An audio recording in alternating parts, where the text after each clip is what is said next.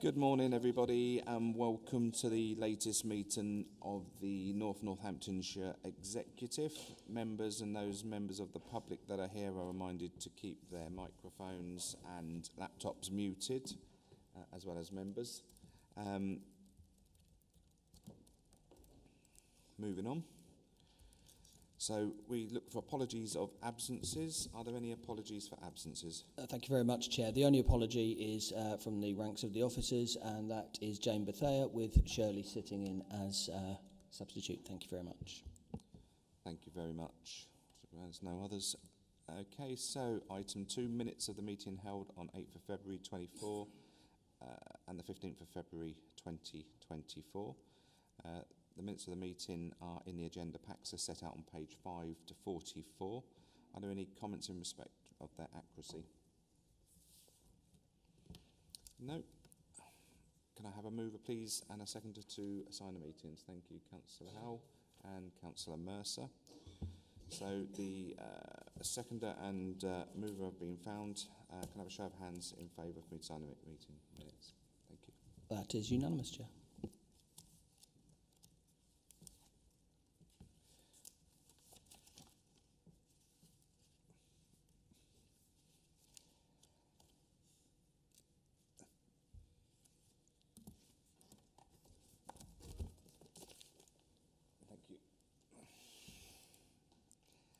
So, item 3, declarations of interest from members. Do any members have any declarations of interest in the business being transacted today? No. Okay.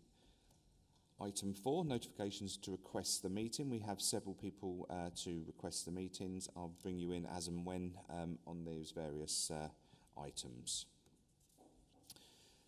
So moving on to item 5, performance indicator report. So firstly, I'd like to invite Councillor Valerie Anslow to address the meeting. Councillor Anslow, I'm sure you're aware, but you had 3 minutes.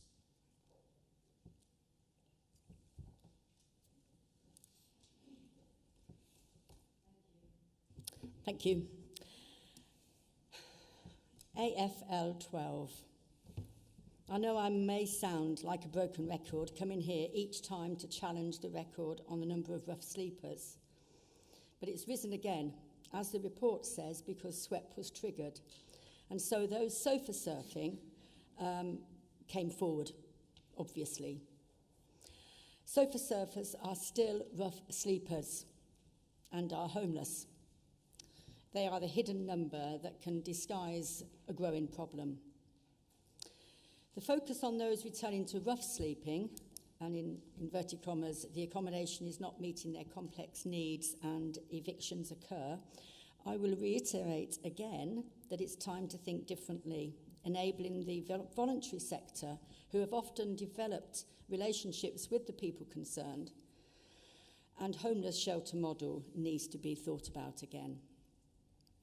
However, I'm here this morning to speak also on brighter and better futures. They look decidedly less bright and certainly not improving, as all the KPIs concerning exclusions, missing a school place, persistently absent, are on the rise. This is not to say that schools are not doing all they can to improve outcomes. We've got some fabulous schools in NNC who each day struggle with the children that they are working with, struggle to provide for them. This situation cannot continue without radical changes in the school system and the way children with SEND are taught. It's not surprising that more parents are taking their children out of school. 976, an 18% increase. And that's just NNC. It's going to be more in West Northants.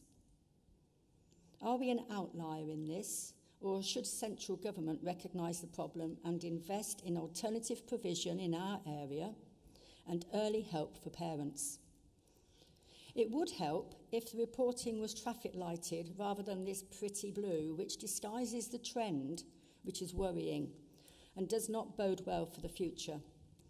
If education is the pathway to a brighter and better future, the system is failing, and our society is failing our children. Thank you. Thank you very much, Councillor Anso.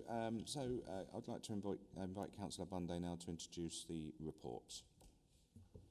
Thank you, Chair, and I'm sure that the relevant portfolio holders will want to address Councillor Anslow's comments. This report covers the month of January, which is period 10, and includes Q3 data for KPIs which are reported a month in arrears. Within the 2023-24 KPI set, 28% of KPIs are reported monthly, approximately half are reported quarterly, and 19% are reported less frequently than quarterly. 66 indicators are reported in this report, 45 are monthly, 12 quarterly, and 8 termly, and 1 on an annual basis.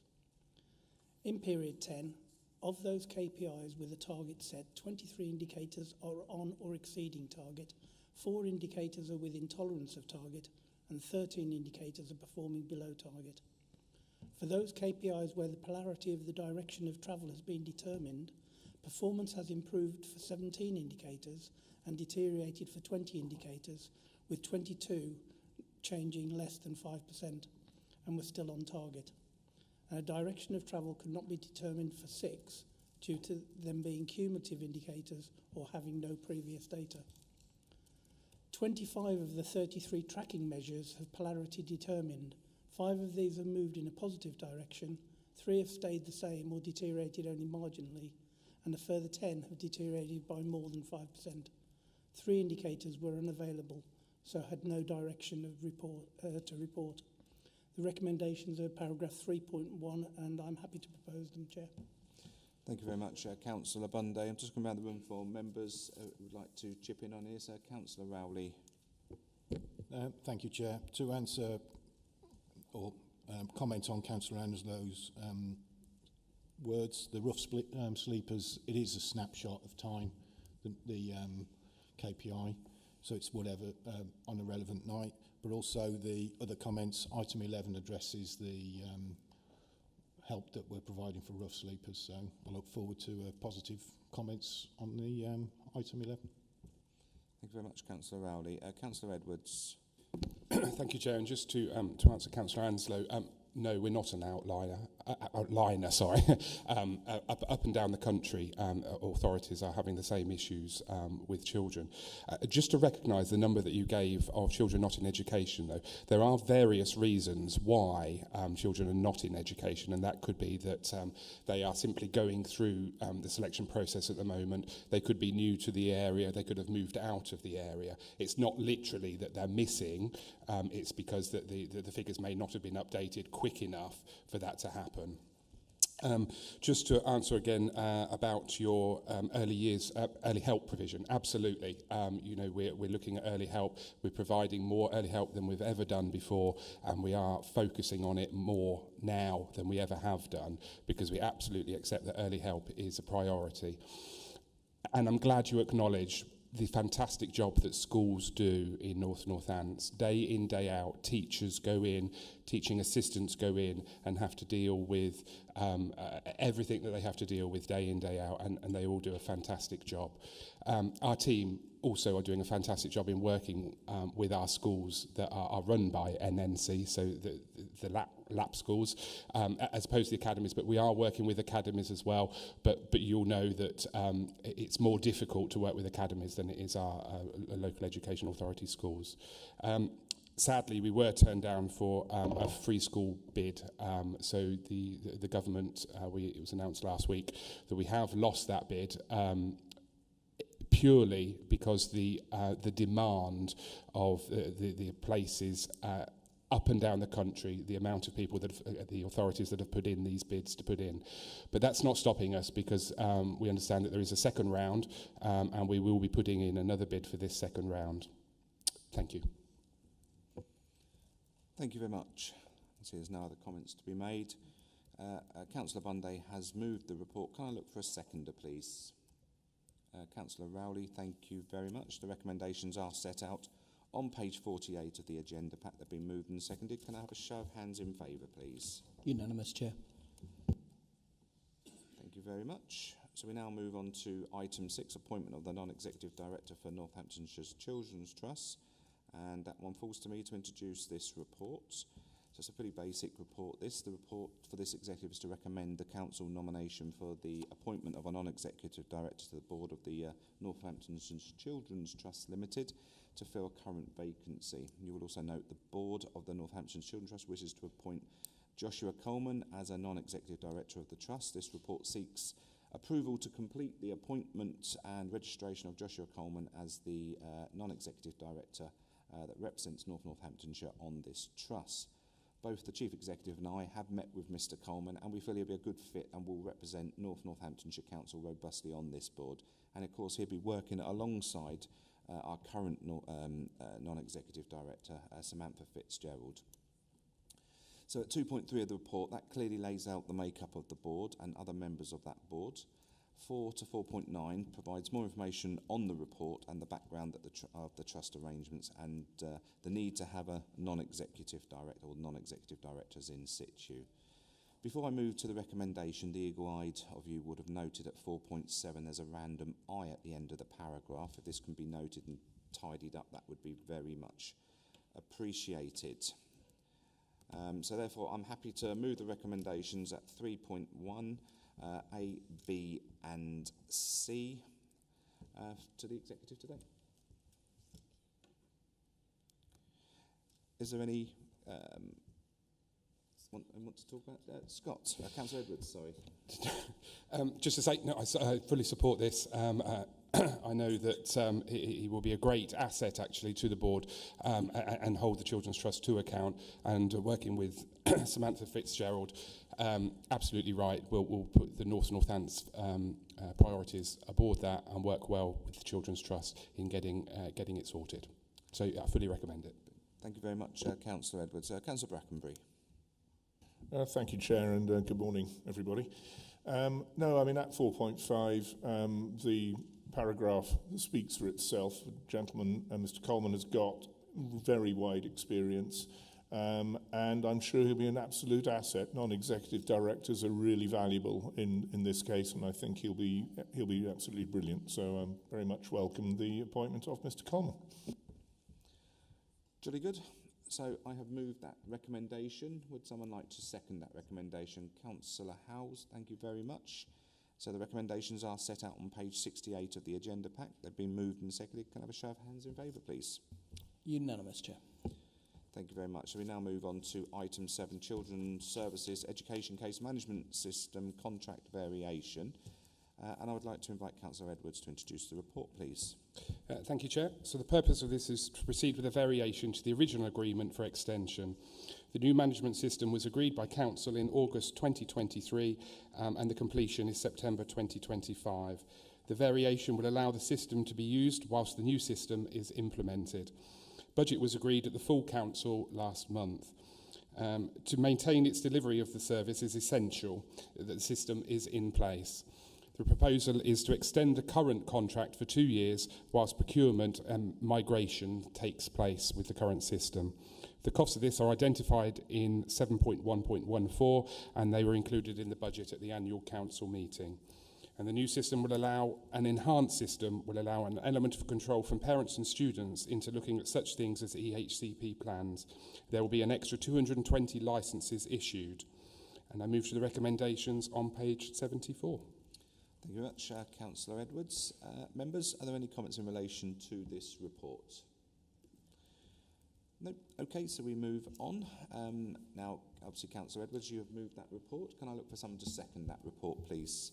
Councillor Brackenbury, thank you very much. That's been moved and seconded. Your recommendations are set out, as said before, on page 74 of the agenda pack. Can I have a show of hands in favour, please? Unanimous, Chair. Thank you very much. So we move on. Item 8, Kitchen Food Waste Service Rollout. I'd like to invite Councillor Anslow to address the meeting.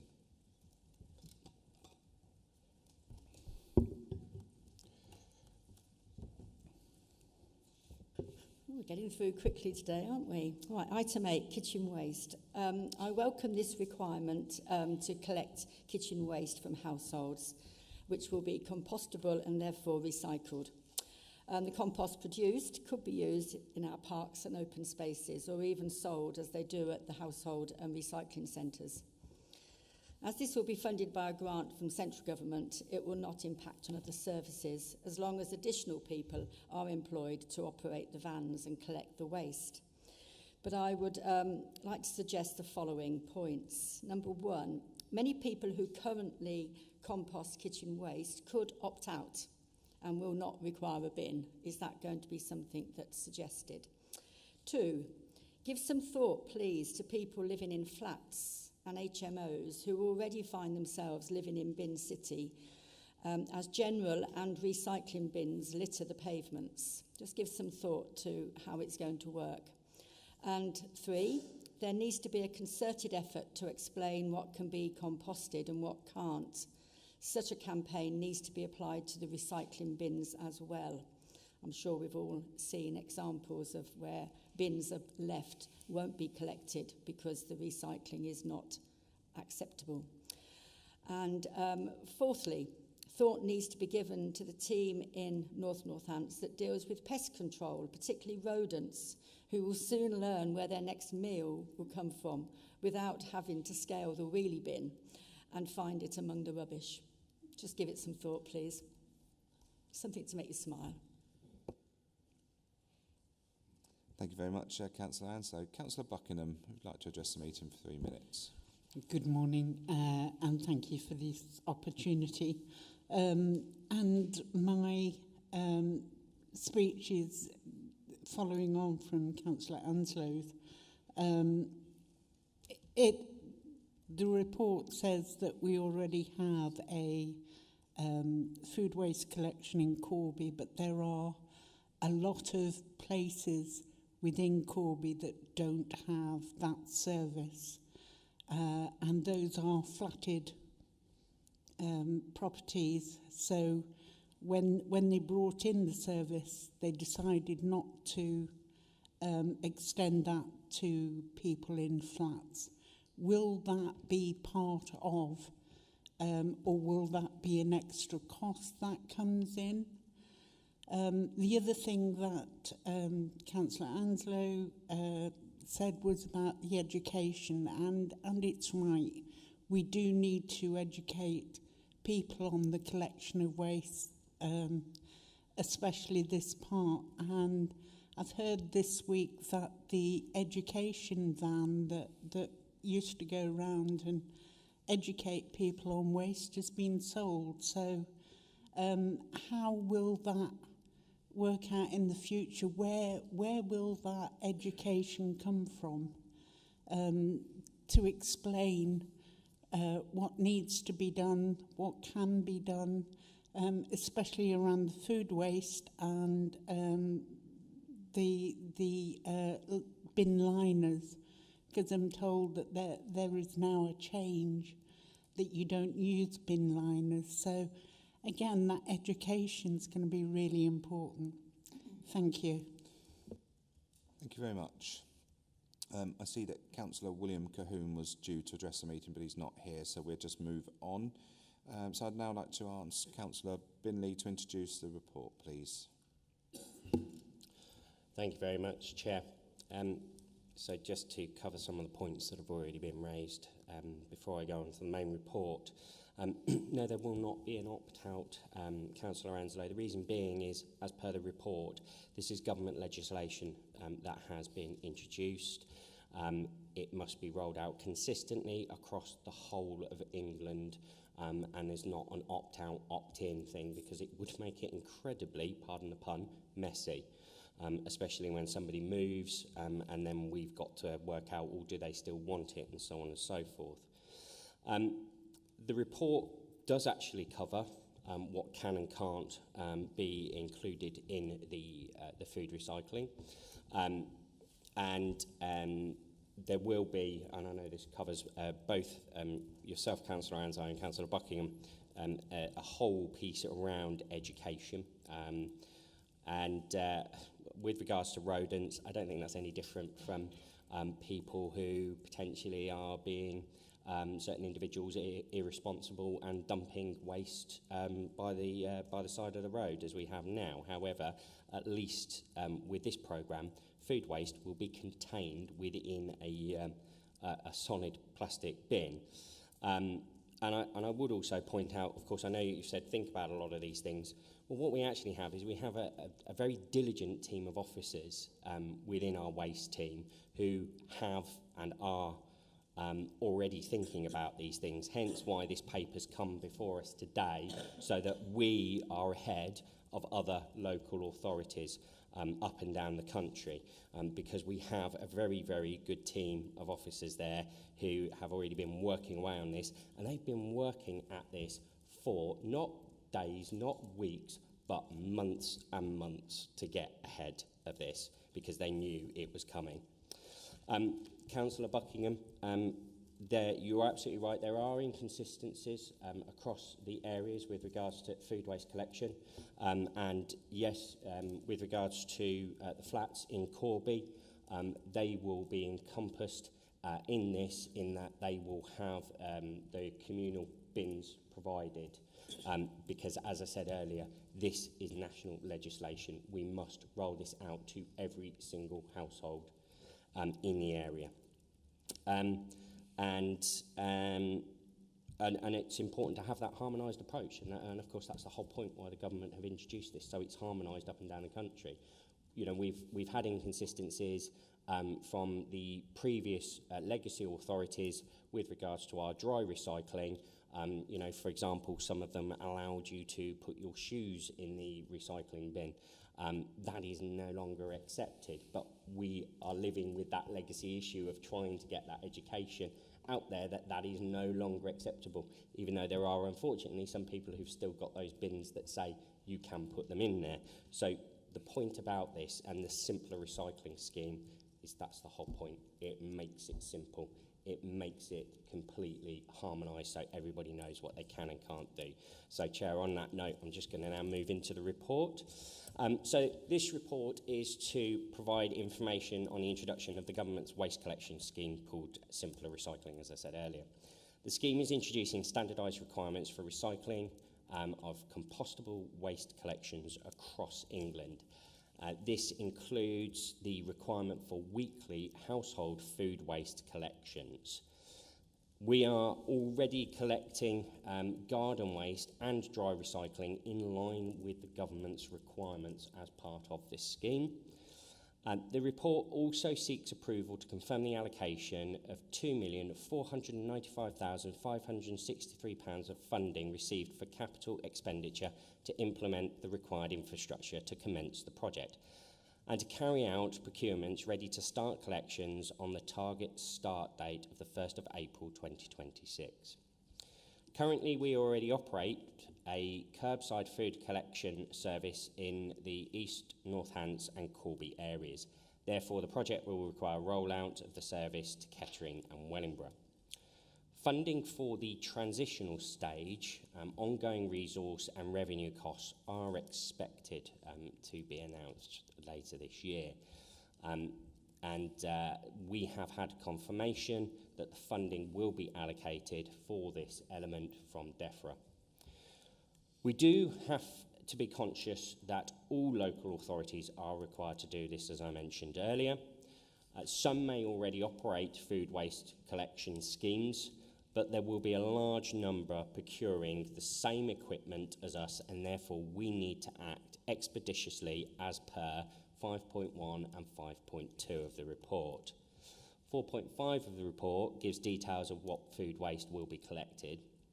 We will promote this service across all areas, including the ones we are already operating in. This will help to increase the uptake in the service in the existing service areas. It's important to note that we will see savings for every tonne of food waste that is diverted from residual waste. Funding will be used to purchase the food waste containers and collection vehicles. The full funding breakdown is contained in the report in 7.1.2.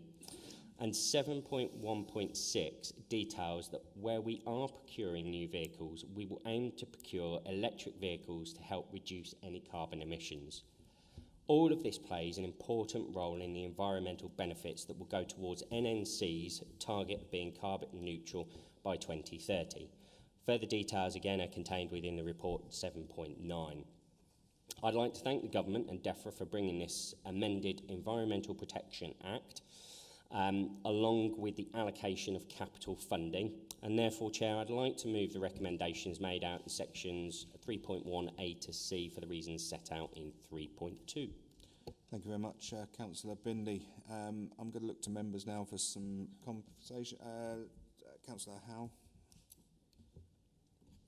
Thank you, Chair.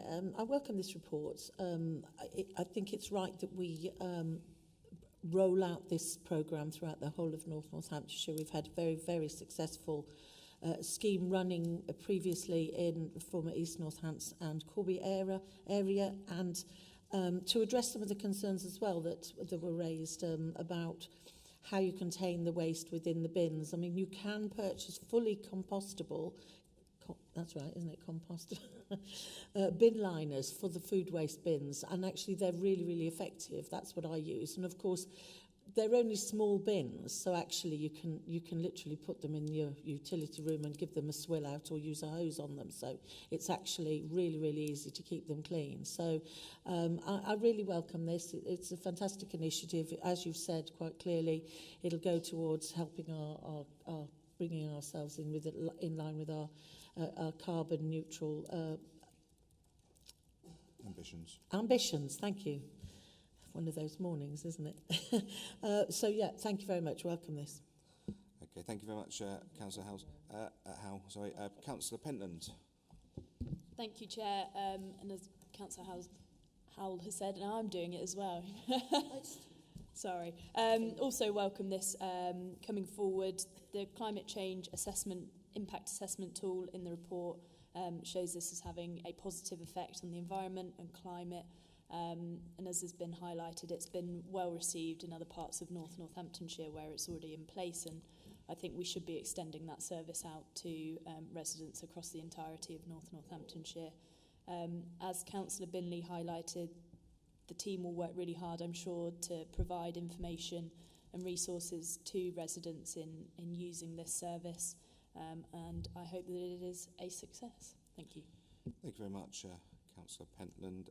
Councillor Howe. Yes, thank you, Chair. So this is something I'm quite passionate about because it dovetails into the green waste situation, and at that point I was a keen advocate of people being encouraged as much as possible to be composting. And I think it's going to be important, obviously, with the communications that not only do we educate the general public, but I think I have to say from Councillor Anslow's comment, I think we need to educate members as well, because anyone who's got a compost bin, Councillor Anslow, should not be putting all food waste into it. So we are absolutely going to need to roll out this across the whole area, because even if you've got a compost bin, you certainly shouldn't be putting certain food waste into that. So, however, we ought to be absolutely encouraging members of the public that have compost bins. I suspect most of them understand. If they've got by the definition of having a compost bin, they probably understand what composting is all about. However, they ought to be encouraged that just because it's very convenient to just chuck everything in this new bin that they're going to receive, they shouldn't do. And they should absolutely be trying to separate their food waste into the elements that should be compostable. It's good for the environment, it's good for their gardens, and as a local authority we actually want to be collecting less and taking less away from people's properties, not more. But yeah, a whole piece around education, and clearly we need to educate members so they understand completely what this is all about. Thank you. Thank you very much, Councillor Howes. Councillor Edwards. Thank you, Chair. And I think we just had a volunteer to educate members on how to recycle. I welcome this report, and I think it's fantastic. It is one thing, actually, that my residents in Wicksteed Ward have been asking for, and it's just another part of harmonisation across Northants, and so I fully welcome it. So thank you very much, and thank you to the government for giving us the grant. Councillor Brackenbury. Thank you, Chair. Councillor Edwards pretty much stole my thunder there. You're absolutely right. I mean, I welcome the grant from central government, which finances this. It's absolutely essential that we've now got consistency, or will have consistency across Northamptonshire. The curbside food waste collection service in East Northamptonshire works very well. I am not aware of any issues with rodents or anything like that, but I can certainly follow up the query with Environmental Health just to see if there are any particular hotspots, and if there are, then obviously they can be examined and any problems mitigated. But overall, yes, I mean it's a very welcome service. It doesn't detract from the encouragement for composting, but as Councillor Howes points out, composting is something you need to do properly, and not all food waste is suitable. So having that service provided right across the area will, I think, be really good, and will of course contribute to our climate goals as well. Thank you. Thank you very much, Councillor Brackery. I'm just going to go back to Councillor Binley if he just wanted to wrap up on any of those comments or any further things to say, but and then move the report. Thank you very much, Chair. Yes, thank you very much for those welcome comments. Councillor Edwards, I'm sorry, I think we need to go a bit further than that. I think we found somebody to actually educate the public and go around knocking on doors, so I'm going to make sure that happens straight after this meeting. And I think it's important that some of the members have touched on, again, the areas that we currently do the food recycling collections in. And I think that what we actually have here is quite a good situation in that we have two previous legacy areas where we collect food waste from.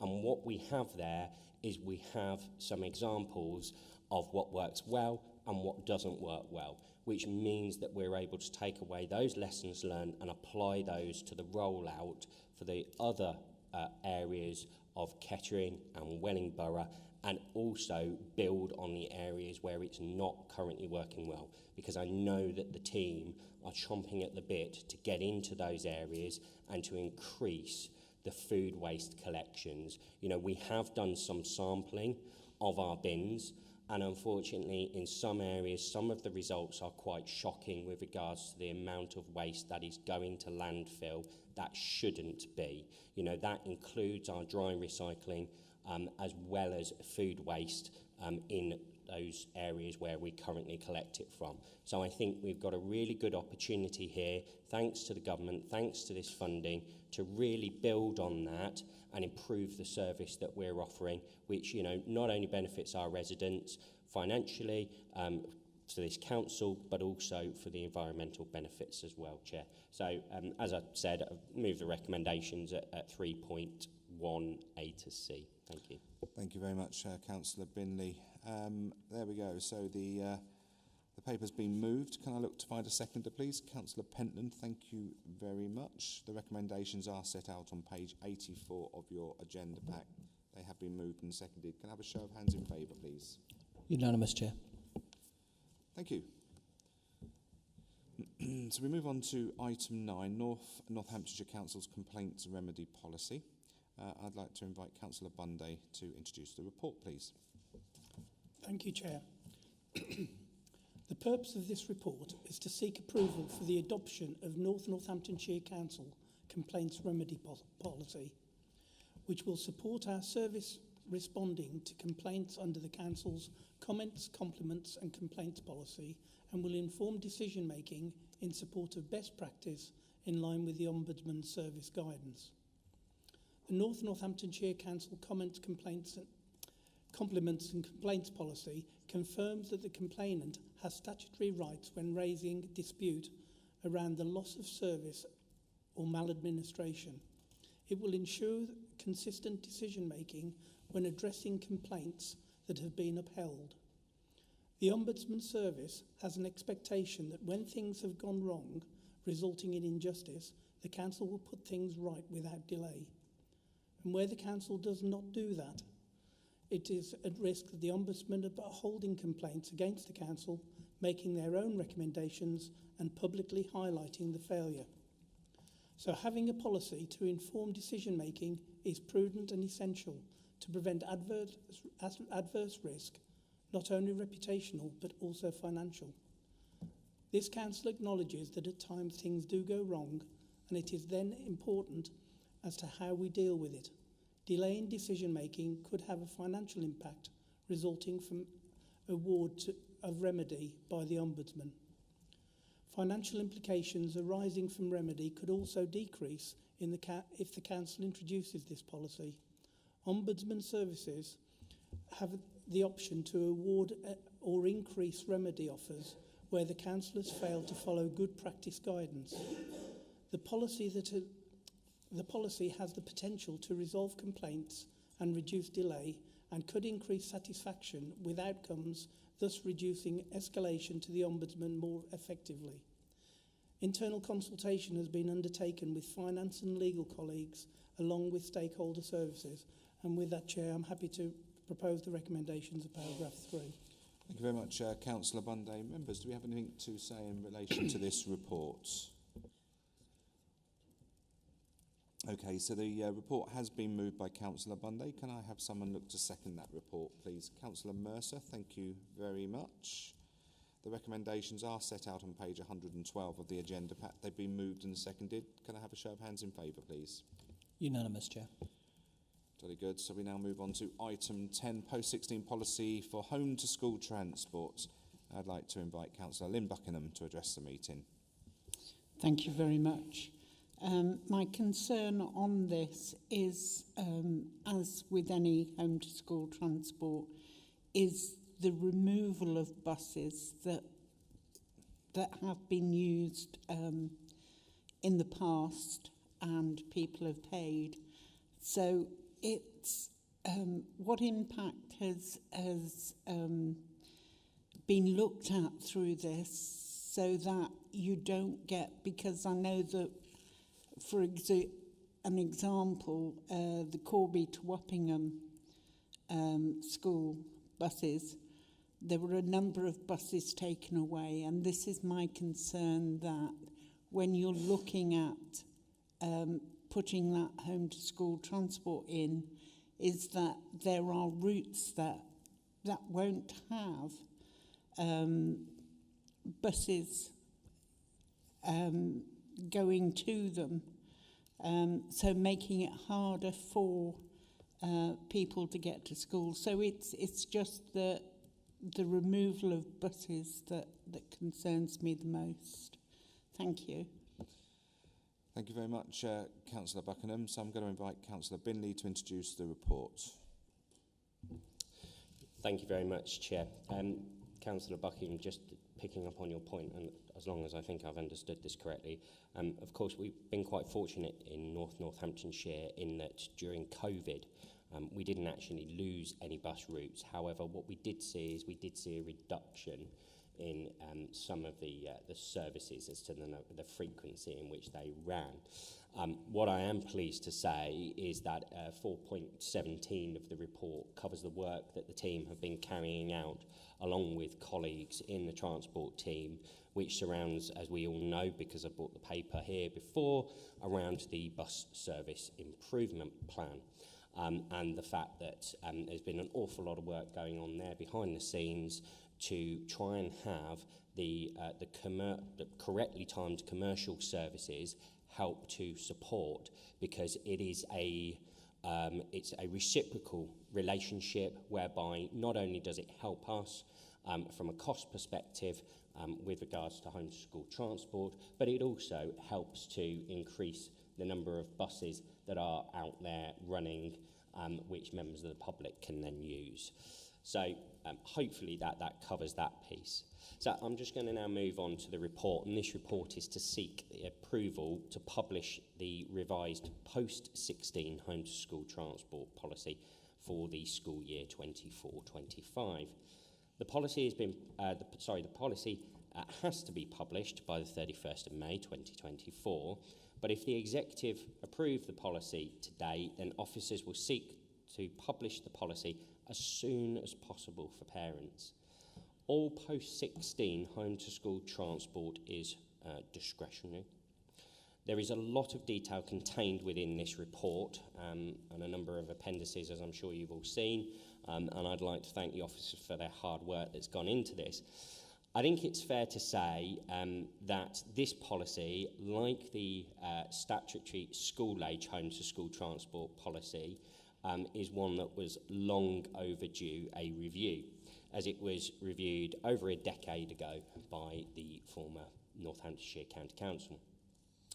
The statutory school-age home-to-school transport policy was approved by Executive last year, and the proposed changes to this policy that we're discussing today will bring it into line with those aforementioned changes. An extensive public consultation was carried out as part of the statutory school-age home-to-school transport policy review process. We also actively sought the views of councillors, local MPs, town and parish councils, and many more. A copy of the consultation is listed at Appendix B in this report. The cost to parents to purchase a seat on our contracted service has been £600 per year. This equates to a charge of £3.15 per school day for transport. We also currently offer a guarantee we will commission sufficient additional seats to accommodate all those who apply for the service before a set date each year. The service is running at a significant loss to the council. The costs are subsidised for the transport. The current cost to the council for providing this discretionary service is approximately £172,000, with approximately only £86,000 being recovered through the £600 charge. The proposed changes are that the policy has been rewritten and reformatted due to comments that the policy was hard to understand. The Parents' Forum have agreed the proposed policy is more accessible. The guaranteed discretionary seat for early applicants is to be removed. Due to the previous fair review, we are proposing to increase this to £760 per school year for new and existing students. As I said earlier, this is in line with the other policy, and this is still significantly lower than the actual cost of providing the service. However, we have considered the impact on families during the increased pressures on people's finances. This charge is far below the £1,200 per student it currently costs the council to provide the provision. This charge would mean that parents would in effect be charged £4 per school day for transport. What I would also add is that there are mitigations in place for those on low incomes or those who have multiple children in post-16 education at the same establishment. The fares will be reviewed annually as part of our fees and charges. The Place and Environment Scrutiny Committee reviewed the policy proposals as per section 7.7 of the report. They recommended that the new format be adopted, that the guaranteed seat option be removed, and that applicants pay the full amount, and those currently in the system pay a reduced rate of £760. As I mentioned earlier, though, of course, we have not gone to full cost recovery. We have gone to what we are proposing, £760 for all of the people currently using the system. Therefore, Chair, I'd like to move the recommendations made out in 3.1 for the reasons in 3.2 of the report. Okay, thank you very much. Just looking around the room to see if anyone wants to say. Councillor Edwards. Thank you, Chair. And I support this. This comes in line with last year's, I think it was, home school transport policy. And I think it's good that we haven't gone to full recovery. I think it's good that we've gone to the 750 as opposed to the just over £1,000, I think it was. And I think it's good that it's recognising, and of course there is a legal obligation to do that, students with SEND and students with difficulties in getting to school. And I think this policy covers it all. So I welcome it. Thank you very much. Councillor Edwards. Just looking around the table. Nothing else. So Councillor Councillor Binley has moved the report. Would you like to second that report, Councillor Edwards? Okay, that's been seconded. So the recommendations are set out on page 131 of the agenda pack. Can I have a show of hands in favour, please? Unanimous, Chair. Thank you. So we move on to item 11, Single Homelessness Accommodation Programme, SHAP funding 2024 to 25. to 26-27. And I'd like to invite Councillor Anslow to address the meeting.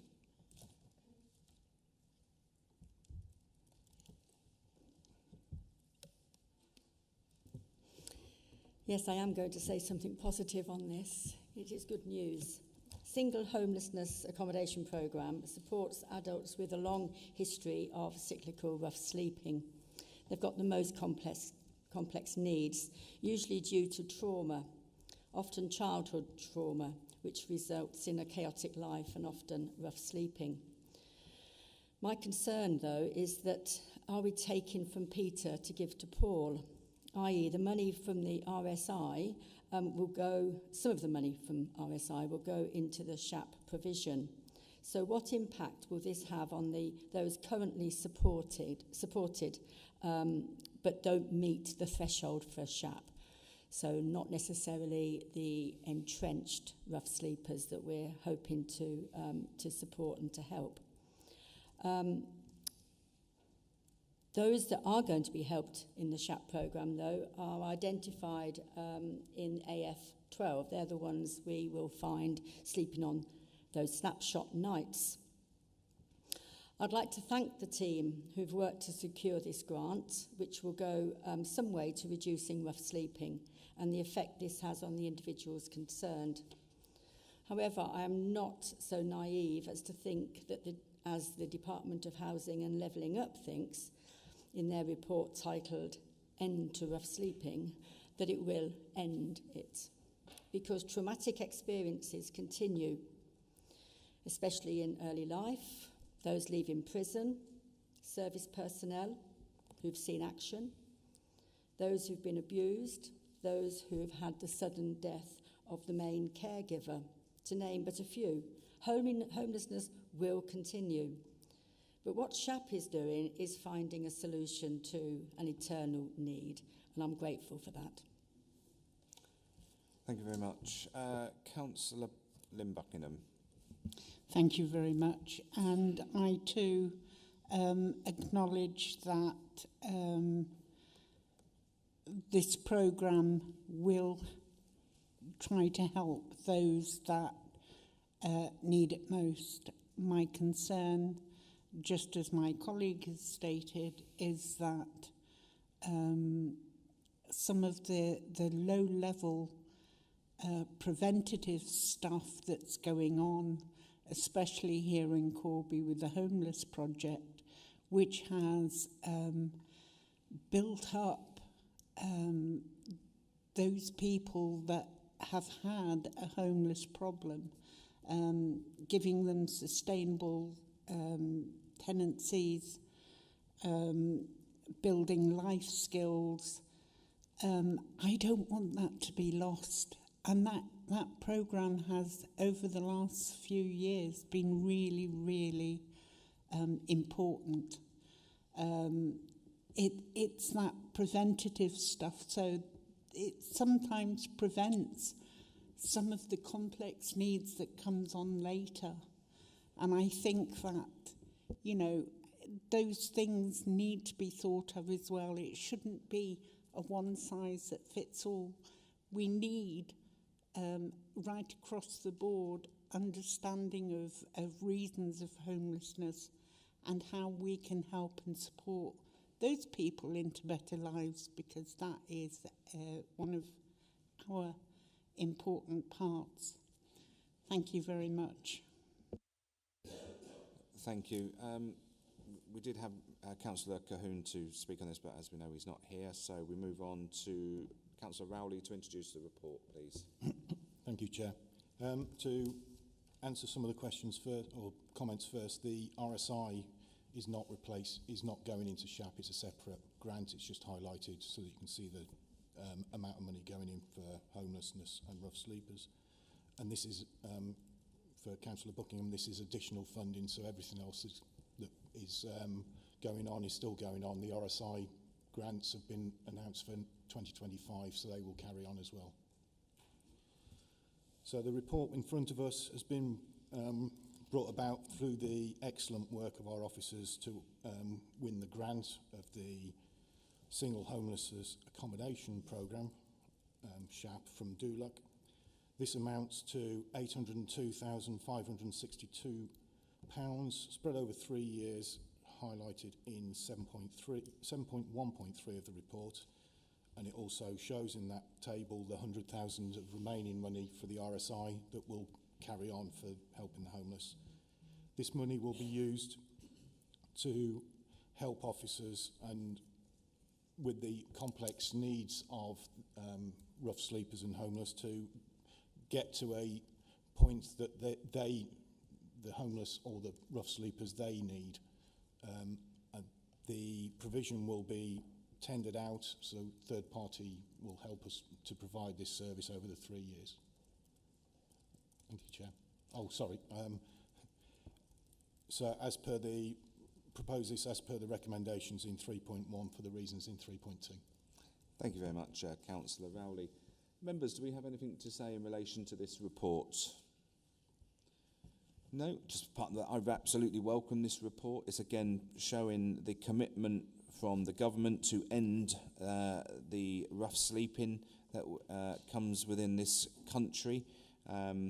Whilst it is a blight, and we need to make sure that no one ultimately is going to be rough sleeping anywhere within our streets.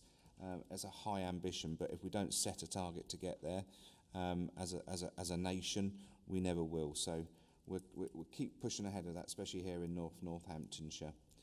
So the recommendations, so we need to have a mover, sorry. The mover was Councillor Rowley, and Councillor Howe, you'd like to second that? And the recommendations are set out on page 202 of the agenda pack. Members, can I have a show of hands in favour, please? Unanimous, Chair.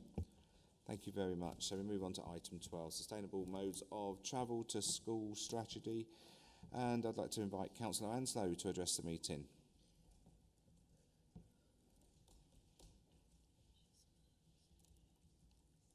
Okay, so I recently attended an LC Whip workshop in Wellingborough to discuss yet again the best routes to be developed in the Wellingborough and Rushden area.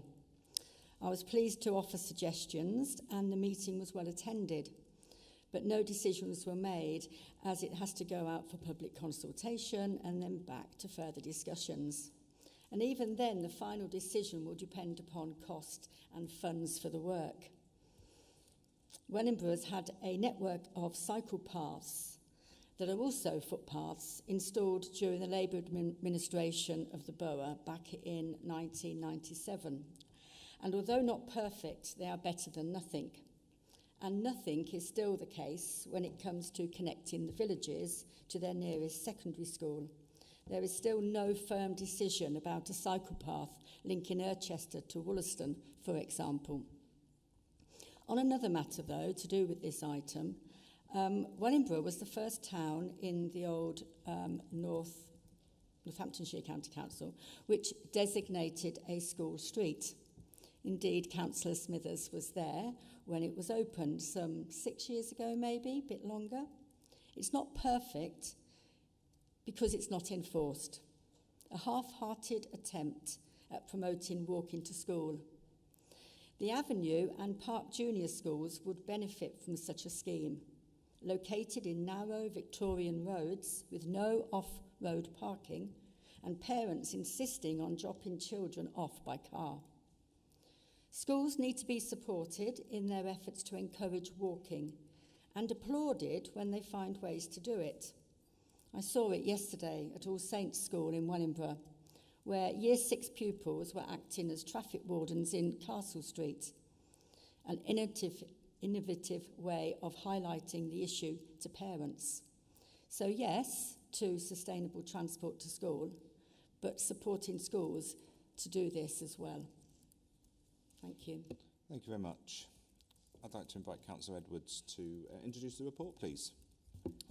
Thank you, Chair, and Councillor Anslow, I couldn't agree more. We should be supporting schools in encouraging children to get to school by whatever sustainable mode of transport they choose, whether it be a scooter, whether it be a bike, whether it be a piggyback on mum and dad's back, we should be encouraging it. And in my hometown of Kettering, we've had some great examples of walking buses that have been led to primary schools, and so we should be encouraging that to the other schools in the other areas, who I know also do things that are similar as well. So this report is a sustainable travel to education strategy. So this was brought to executive round about a year ago, and it is just an update on the consultation and where we are with it. So the consultation was taken out. Now you can see from the consultation feedback that it was a very low turnout within the consultation. So we are working on how we can encourage more people to participate within this. But all schools were consulted, but it was around about 27 people replied, which isn't a huge amount. The strategy objectives are to promote and encourage healthier lifestyles, to develop and embed lifelong road safety skills in children and young people, to contribute to safer environments, to work with young people, parents and carers, and to support and encourage educational establishments to develop travel plans. That, I think, covers your point there, Councillor Anslow. And to build and strengthen relationships with stakeholders. This really is a positive plan that we are working on, and it is an ever-developing plan as well. And the more we work with schools, the more we work with young people, the more we work with the parents and guardians of our young people, the more this plan will move forward. So I welcome this update, and I move to the recommendations. Thank you very much, Councillor Edwards. Just looking around the room for anyone that would like to speak. So, Councillor Binley. Yeah, thank you very much, Chair. Of course, it would be remiss of me not to welcome this report, which I absolutely do. And yes, Councillor Edwards, you're absolutely right with regards to what you said about the walking buses. We only have to look at the example of Brightways. They originally started as a walking bus in Geddington, which is why they are based in Geddington now. Which of course has evolved significantly since then. And it's by working with partners like Brightways that we bring forward these types of plans to develop them. I mean, of course, I know that the LC whips have been mentioned. We have already approved the LC whips for Kettering and Corby. We are moving ahead with these, and we need to have those LC whips go through the required consultation so that we then have a decent plan to put forward for any funding opportunities as and when they arise. If we don't have those, if we've not gone through the proper consultation process, the chances of getting funding are slim to zero. They are processes decided by the government, and we have to follow those processes. Wellingborough is coming, it's being developed. I was only at a meeting of the North Northants Local Access Forum last night where they were asking about this, and they are actually quite pleased with North Northamptonshire and how far along and how far advanced it is with regards to its LC whips. So I think, again, other partners and people using these public rights of way are actually pleased with what we're doing. And I mean, of course, you've got a huge challenge here with regards to schools, and we know how many issues are happening outside of school gates with parents dropping off. You know, we've had an issue in Kettering that we've been able to resolve with providing some additional parking to the school there to try and resolve that matter. Is that the answer? It probably is not the long-term sustainable answer. It's actually the alternative modes of transport, as you're rightly bringing forward with this paper. And if I think back to my youth, I walked to school with my parents. There were no piggybacks, Councillor Edwards, I hasten to add, because my mother would have said that's not sustainable. And that wasn't because I was a large baby or anything. But you know, this is the point, is the fact that that's what people used to do, because we weren't as necessarily lucky to all have cars like we do nowadays. So I really welcome this report, Chair, and I absolutely support it. Thank you, Councillor Binley. And the thought of you as a bouncing boy baby is just too much.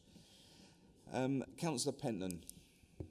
Thank you, Chair. I'm pleased to see the sustainable modes of travel to school transport strategy, it's quite a mouthful, highlighted today. Councillor Edwards highlighted that the response to the consultation was low, but I do think there is useful information in there, particularly highlighting the reasons that people choose particular modes of transport. For example, 30% highlighted that it was quicker to use the mode of transport that they do, and I think that demonstrates there's lots of potential for encouraging people to use other options where they can. The 2011 school census shows quite a positive picture in terms of the percentage of primary and secondary school students walking to school in our area. Appreciating that was a few years ago now that census was done, but I hope that there are still that number of young people walking to school.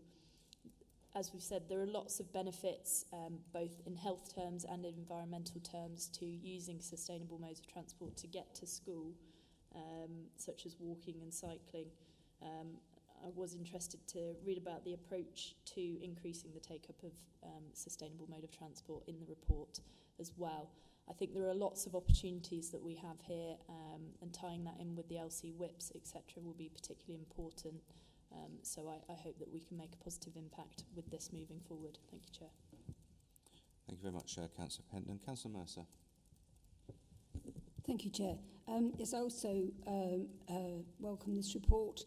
I was also at the LC Whip meeting that Councillor Anslow mentioned, and it was really interesting to see the amount of engagement there, the suggestions from people. And yes, there wouldn't be decisions made there because that was the time when they were trying to find out what people wanted. A lot of suggestions, very, very useful, and across quite a big area. In fact, sort of included Raunds and Earthingborough as well as Wellingborough, Rushden, Higham. So a lot of engagement, and that all feeds into helping sustainable modes of transport to school. And also in the former East Northants area, I sort of commend the foresight that the council had, putting £1 million in to providing the Greenway years ago, and that's obviously been a huge asset, and one that this council is continuing. So much needed ways of getting to school in a sustainable mode, and trying to keep our children safe as well. Thank you very much, Councillor Mercer. Councillor Howell. Thank you, Chair. I too welcome this, and I think Councillor Mercer's just stolen my thunder as well. Obviously, all of these documents, this home to school analysis that we've now gained, all of the information that we're gaining through the LC Whip engagement, all fits in with the Greenway strategy as well, which provides looks to provide sustainable transport throughout the whole of Northamptonshire for everyone, not just trips to school, but for leisure, for getting to work and everything. Obviously, we have to gain this information. We have to get all of this that fits into these strategies. The strategies enable us then to go out for funding to build these projects that we have. We have a lot going on in and around the whole of Northamptonshire, and we need the funding to do it. We're off to a really good start in doing that, and I think, as Councillor Mercer said, it all fits in. They all fit in together. The Greenway strategy is a fantastic strategy to enable sustainable transport throughout the whole of Northamptonshire, and I welcome this as part of it. Thank you. Thank you very much. Councillor Edwards, I don't know if you just wanted to wrap up briefly and propose the motion. Yeah, no, just say, well, thank you very much for, for all your continued support. It covers such a wide area. So, the environmental benefits, the health benefits, the sustainability, the mental health benefits, as well as the physical health. And it's such an important policy, and I'm pleased that it's you're supporting me on this and moving this forward. And I look forward to working with you all in all of your different areas in encouraging different modes of transport. Thank you very much, Councillor Edwards. So Councillor Edwards has moved the motion. Councillor Binley is seconding the motion. The recommendations are set out on page 252 of the agenda pack. Can I have a show of hands in favour, please? Unanimous, Chair. Thank you very much. So we move on to item 13, update to Northamptonshire Council unacceptable customer behaviour policy. I'd like to invite Councillor Bunday to introduce the report, please. Thank you, Chair. Before this council came into being in April 2021, an unacceptable behaviour policy was adopted by the then Shadow Executive, which was proposed by Future Northants. It is now proposed that this executive accept a new rewritten policy that better meets the requirements of this council and the public it serves. It was presented to the Connected Communities Executive Advisory Panel on the 28th of February, and the version that is presented today reflects the observations and discussions of that group. This has led to the inclusion of an appeal statement and the elaboration of vulnerabilities and how unacceptable behaviour can be managed in these circumstances. Members will see that the policy has now been renamed to Unacceptable or Unreasonable Communications and Behaviour Policy to give better clarity on its content and focus. The Council provides services to thousands of customers across a wide area and varying demographics. It is unfortunate that sometimes while providing those services, staff are met with what are considered incidents of unacceptable behaviour. It is both advisable and expected to have a policy that is clear on what behaviours are not acceptable and which mitigates and manages those behaviours. Whilst considering this policy, it should be noted that our customers have need to communicate with this council more often than not when their circumstances are probably not in the best place, and consideration must be given to why they are reaching out to us. It is intended to be a fair and transparent policy to address the need to manage unacceptable behaviour, with the key changes being improvement to the format and level of detail the policy goes into. There has been an in-depth 2-year process, including consulting with service providers, health and wellbeing officers and unions. Feedback has been considered by all parties and used to shape the policy that is in this report. This policy not only considers the customer, but will help support the internal health, safety and wellbeing staff alert process. This is an internal process helping ensure safety of staff by the sharing of information on known potential risks that employees and partners may encounter through their work activities. The purpose of sharing information is so that suitable and appropriate controls can be taken to eliminate or reduce that risk prior to contact. Effective management of unacceptable behaviour will reduce and deter such incidents. After approval, this policy will be communicated to colleagues and help support the management of unacceptable behaviour robustly and in a timely fashion when it occurs. A toolkit will be made available to officers along with engagement sessions and signposting to key contacts. And the recommendations are paragraph 3, Chair, and I'm happy to propose them. Thank you very much, Councillor Bunday. So I'm looking around the room. Councillor Brackenbury wishes to speak on this item. So. Yeah, thank you very much, Chair. I welcome this policy. It's balanced, it's sensible, it provides protection for our customer-facing staff and indeed sometimes our customer-facing members indeed. We all have a duty to keep our staff safe and to discourage abusive or unacceptable behaviour. I also welcome the fact that this report is reasonably balanced because it considers that sometimes members of the public who are approaching the council are not in a great position and have sort of issues that they need dealing with, and it can be very frustrating sometimes as they will see it. So the fact that it is balanced, the fact that it considers the reasons why members of the public may be approaching the council in the first place, but comes down firmly on the line, on unacceptable behaviour, which cannot be allowed, is, I think, very much to be welcomed. And so I think this report encapsulates a sympathetic but sensible approach to how the council deals with sometimes more difficult members of the public who may be approaching us. So very much to be welcomed. And as I say, I think, compliments and thanks should be sent to all our staff who do face difficulties sometimes in engaging with some members of the public. Most are wonderful. Most members of the public are great. They come in and they may or may not like what happens always in terms of the engagement, but they are very respectful and very good. But obviously there has to be a policy to deal where people fall short of that line. So I think this report just about gets it right in the middle. Thank you. Thank you very much, Councillor Brackenbury. So I'm just looking around, there's no other further comments. So Councillor Councillor Binley. Yeah, thank you, Chair. I just really wanted to echo my support for this policy. I think that, we have council staff who come to work and deserve to come to work and not be in the fear of violence or threats or abuse. I, Chair, have witnessed this firsthand, having gone out with our waste collection team in Wellingborough only a few weeks ago, and having witnessed that firsthand.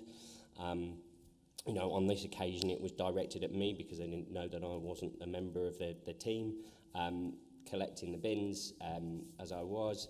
Now, the staff tell me that this is a common occurrence, and that is not right. The team should not be facing that type of abuse on a daily basis and be threatened with violence and also encounter violence, which is one of the things that they inform me about. So I really do welcome this, Chair, and I hope that, therefore, members of the very few members of the public who do step over the mark and where it becomes even a criminal offence, that these individuals are dealt with robustly. So thank you very much for bringing this before the executive. Thank you very much, Councillor Binley. Just looking around the room, no other comments. So that's been that motion has been moved. Councillor Binley, did you want to second that? So it's been seconded by Councillor Binley. The recommendations are set out on page 296 of the agenda pack. Can we have a show of hands of favour, please? Unanimous, Chair. Thanks so much. So we move on to item 14, Adult Social Care Strategy for the Lives We Live, 2024 to 2029. I'd like to invite Councillor Lynn Buckingham to address the meeting. Thank you very much yet again. Whilst I welcome the report and sort of moving on, I think I need to say that whatever we do as a council, the forces behind what is going on within our social care and the increases of placements and things like that do need to be looked at carefully. So the market itself is being dominated by forces moving in that are seeing this area as easy pickings for shareholders. And we need to be aware of that and how we work together to stop some of those things and some of those financial things impacting us as a council. And it was just that, as well as we need to be working together better as a council, different departments working together to get the outcomes that we need. Thank you very much. Thank you very much. I'd like to invite Councillor Mercer to introduce the report, please. Thank you very much. So to address Councillor Buckingham's points first, we have a very a vibrant market in North Northamptonshire. We're in a better position than some areas, in that we only have a few of the bigger players. We monitor the situation with the homes, obviously, on a daily basis.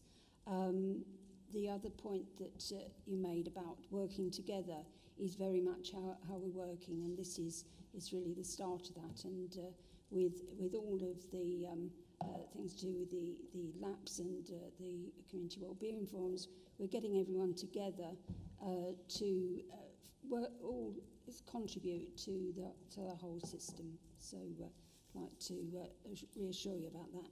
So this paper's been brought to the executive to ask for to go out to consultation.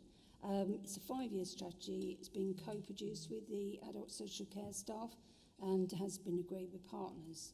So there are 4 appendices, but the main one to consider is Appendix B, which is the executive summary. And the underlying vision is that of the ICB, which is enabling people to live their best life.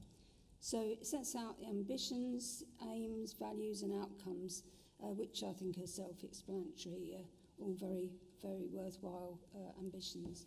And the strategy explains a new way of working, which is designed to cope with increased demand, is trying to streamline the service to avoid multiple handoffs. So it puts the person at the centre of the system. That is the real core of it. With a single route of access, allocating people to community facilities if they don't need formal adult social care. And the aim is to reduce the demand on the adult social care service and make timely reviews. That's on the back of the really increased demand that we've had over the last year, which has been spoken about before. The outcomes framework is based on the recent National Adult Social Care Outcome Framework, which is acronym ASCOF. And so at 4.26, I think it puts it in a nutshell, where it says, provide quality social care services through contracting, clear accountability, regulatory compliance with value for money and continuous improvement embedded. So a roadmap shown in Appendix B, which shows the progression of the strategy. You'll note that it says Executive 18th of January. That was the projected date, but we're now bringing it to the Executive today. So one of the key forums that's been used to develop it is the Northants Place Board as part of the Integrated Care System. And in addition, it's been presented to the Health and Wellbeing Board, the Active Communities EAP, the ICS Urgent Care Board and Northants Safeguarding Board, and all have supported the direction of travel of this future model. It's also, of course, been to the internal and the NC directorates. And the LAPS and the place development are an integral part of this, as the preventative offer of the voluntary sector is at the heart to reduce demand and increase service capacity. You'll also note at Appendix D that this reflects the complex service offer currently, with diagrams of simple and more complex scenarios. You'll see the complex ones where people pass backwards and forwards between multiple parts of the service, and this strategy is aiming to reduce these handoffs. So 4.8 shows the progression of the strategy. We're now at phase 6, want to move on to phase 7, which is the formal consultation phase. The recommendations are at 3.1 on page 314, and to agree with this strategy to go out to consultation and get feedback from the public. And I'd like to propose that recommendation for the reasons at 3.2 as well. Thank you very much, Councillor Mercer. And it's a good report coming forward, this. And I understand, Councillor Brackenbury, you wish to speak on this report. Yes, and indeed. Thank you, Chair. And thank you, Councillor Mercer, for your introduction to this report and, you know, this ambitious strategy that you're articulating. I've only got one comment to make, and that is, in the objectives, I absolutely and 100% welcome the matter on social connections, that people are enabled by adult social care to maintain and, where appropriate, regain their connections to their own home, family and community. It's so important to try to keep people living in their own homes, in their own circle, for as long as absolutely possible. And, you know, it is it totally underpins or should underpin the strategy that we have. So that part I absolutely endorse and welcome, along with the ambitions set out in the overall strategy. Thank you very much. Councillor Brackham, just looking around the room for any other input. No. Councillor Mercer, if you'd like just to wrap up on that, and we can move to vote for the report. Yes, thank you, Councillor Brackenbury. Yes, absolutely.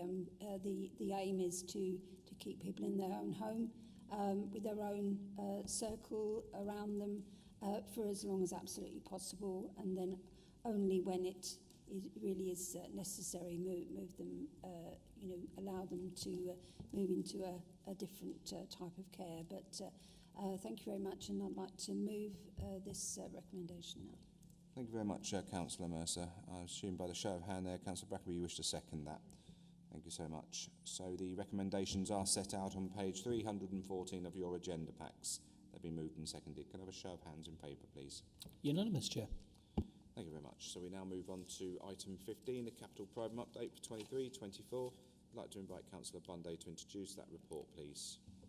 Thank you, Chair. There are 4 items on the capital programme update for this month.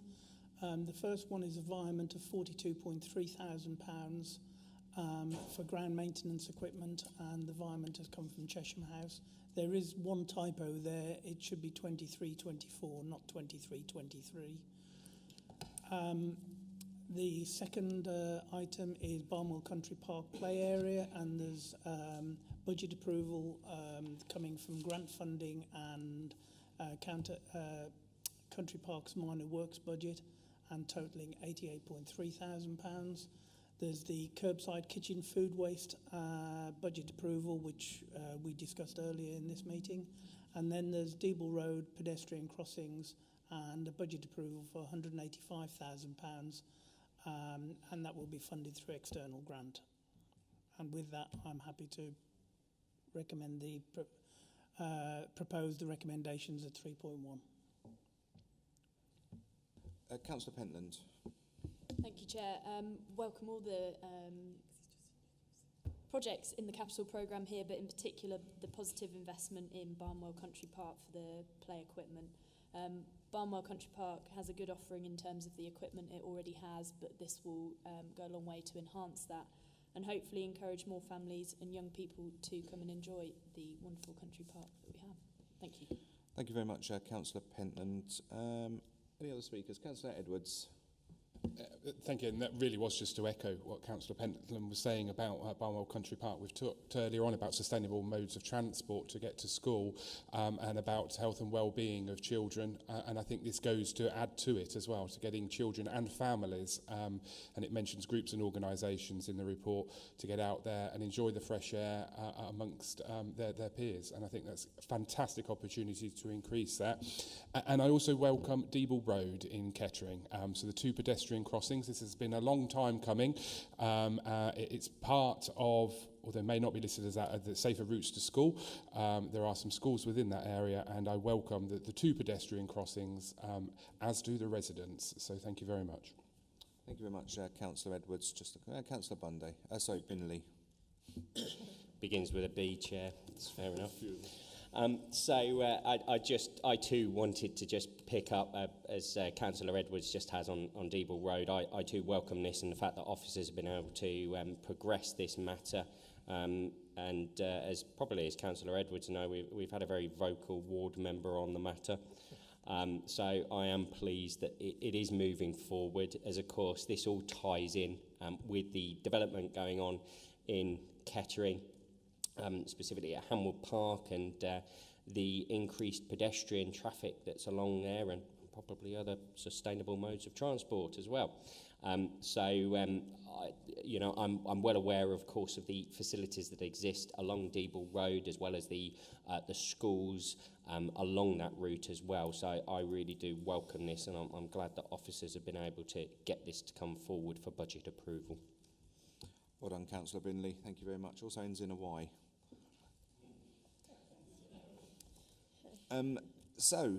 Councillor Bunday, begins with B, ends in a Y. Could you just wrap up on those comments that are made, and we can move to a vote? Thank you, Chair. I've not got very much else to say. I am very thankful for Deeble Road. I am the ward councillor who's been very vocal on it. And there is a lot of need for traffic calming on the Deeble Road and Walkton Lane, and hopefully there'll be more schemes to come. And with that, I propose the recommendations, paragraph 3.1. Okay, thank you very much. Can I look to a seconder? Councillor Edwards, thank you very much. And the recommendations are on page 438 of the agenda pack. Can we have a show of hands in favour, please? Unanimous, Chair. Thank you very much. We move on to item 16, budget forecast as of 23-24, period 9. I'd like to invite Councillor Buckingham to address the meeting. Good morning. Thank you once again. So we get to Grimm's Fairy Tales Volume 9. And again, the Children's Trust raises its ugly head with 1.1 million extra overspend in this period. Whilst I welcome some of the more positive things in this report, obviously those three at the very top, the Children's Trust overspend, Housing Revenue Account overspend, dedicated schools grant, although it's evened out quite a bit at this moment. Is that because of the time of the year that it is? So, yeah, what more can I say? It is what it is, but doesn't sit right. Thank you very much. Thank you, Councillor Buckingham. Councillor Bunday, would you like to introduce the report, please? Thank you, Chair. This report provides commentary on the Council's forecast for the revenue outturn position 23-24 based on the information available as at period 10, which is January 2024. The forecast position for each of the funds is as follows.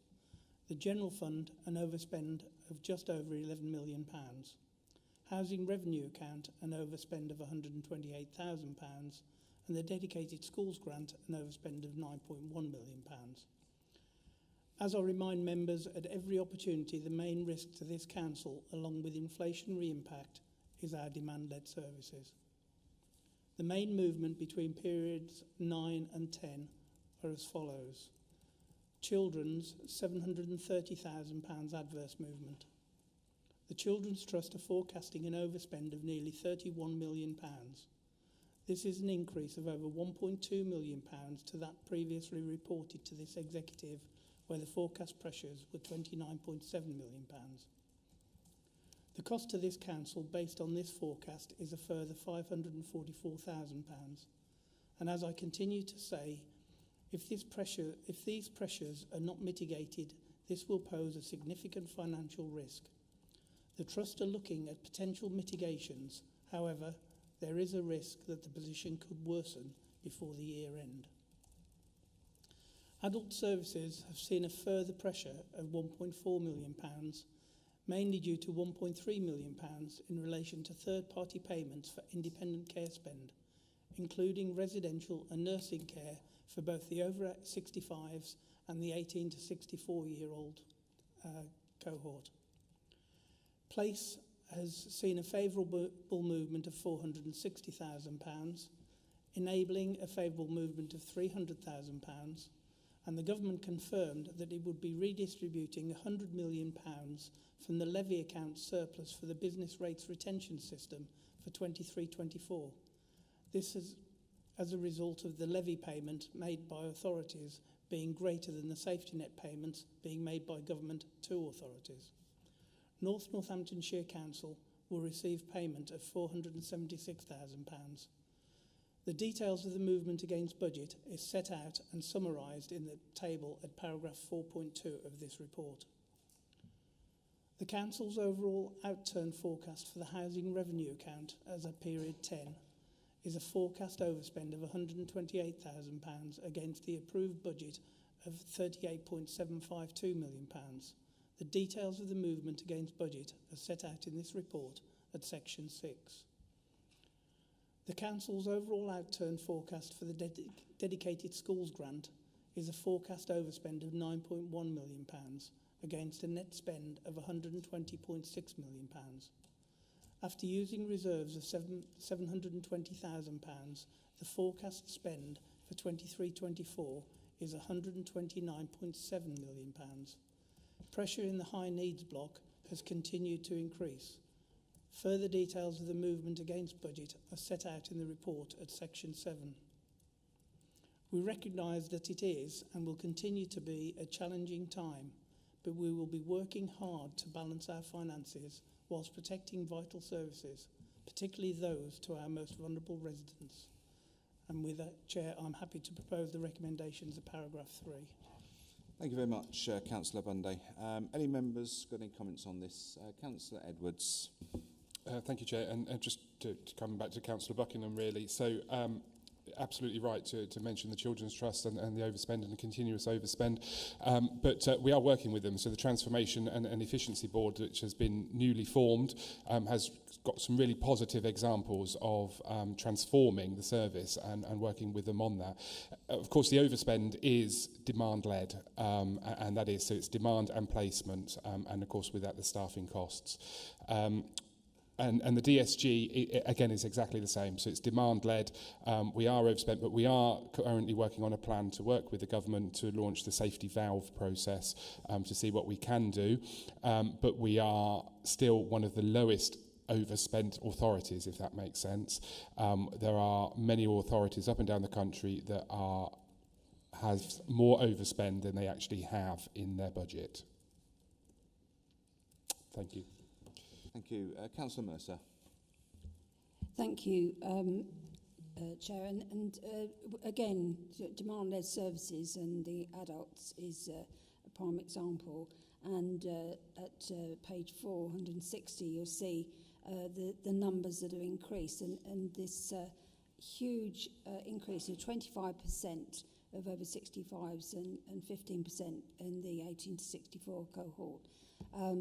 That's what's putting the pressure on our service, but we are trying to keep the costs down to manageable levels, but we'll be working together to try and keep to the budget.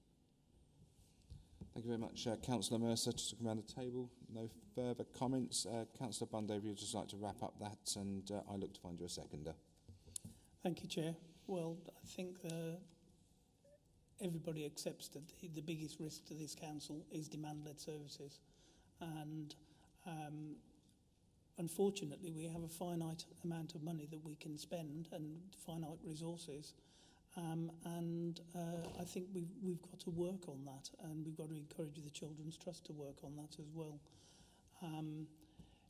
It is worrying. It's got to be mitigated, and it's got to be delivered. We, by law, have to deliver a balanced budget. And up till now, we have done, and I'm grateful to members around this table for doing that. But we are seeing other services having to mitigate what they're doing to mitigate our demand-led services. And I think that's something that we need to bear in mind. Thank you, Chair. Thank you, Councillor Bunday. I just want to sort of elaborate a little bit more on that. Overspending the demand-led services is certainly a concern, and it's something that all councils up and down the country are facing at the moment, and I don't think that's unique here in Northamptonshire at all, that we're seeing these same demands as our counterparts up and down the United Kingdom. Balanced budget, you talk about a balanced budget, that is something that's very important. That's something that we will always try and deliver here. It's paramount to the reputation of this authority, and I would just like to go a little bit further and just thank the staff that worked to get us to a balanced budget. Janice and her team, as we know, just of the last month or so have been working exceptionally hard to produce a robust and a quite an exciting budget for the year ahead of us. So with that, I'm going to look to find you a seconder. Would someone like to second report? Councillor Howell, thank you very much. You will see that the recommendations are in the reports at 3.1, and the recommendations are set out on page 448 of the agenda pack. They've been moved and seconded. Can I have a show of hands in favour, please? Unanimous, Chair. Thank you very much. So we've had no requests for urgent business today, so that concludes the business on the agenda. I'd like to thank all members, officers, members of the public who have watched